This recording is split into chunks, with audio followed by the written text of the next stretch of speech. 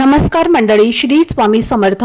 चैत्र नवरात्र हा आपल्या संस्कृतीत खूप पवित्र आणि महत्त्वाचा काळ मानला जातो। या दिवसांमध्ये आई भगवतीची सेवा, पूजा आणि भक्ती याला विशेष स्थान दिलं जातं। प्रत्येक घरात कुळाचार करण्याची पद्धत वेगळी असते। काही जण नवमीला करतात, काही जण दसऱ्याला, तर काही ठिकाणी चैत्र पौर्णिमेला विशेष दिवस साजरा केला जातो।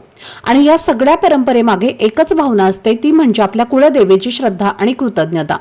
या 9 दिवसांमध्ये वातावरणात एक वेगळीच सकारात्मक ऊर्जा असते आणि मनही आपोआप भक्तीकडे वळतं। म्हणून या काळात केलेली प्रार्थना आणि साधना मनाला शांतता आणि समाधान देणारी ठरते।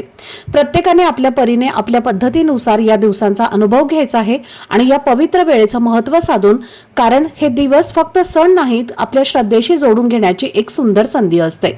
आणि म्हणूनच चैत्र पौर्णिमेपर्यंत आपल्याला आपल्या घरामध्ये कुळदेवीची एक महत्त्वाची आणि प्रभावी अशी सेवा करायची आहे। तर कोणती सेवा आणि कशा पद्धतीने करायची आहे याबद्दलची संपूर्ण माहिती मी एका दुसऱ्या व्हिडिओमध्ये दिलेली आहे। तो व्हिडिओ पाहण्यासाठी या व्हिडिओच्या खाली जो छोटासा त्रिकोण दिसत आहे त्यावर क्लिक करा, म्हणजे संपूर्ण माहिती तुमच्यापर्यंत पोहोचेल। धन्यवाद। श्री स्वामी समर्थ।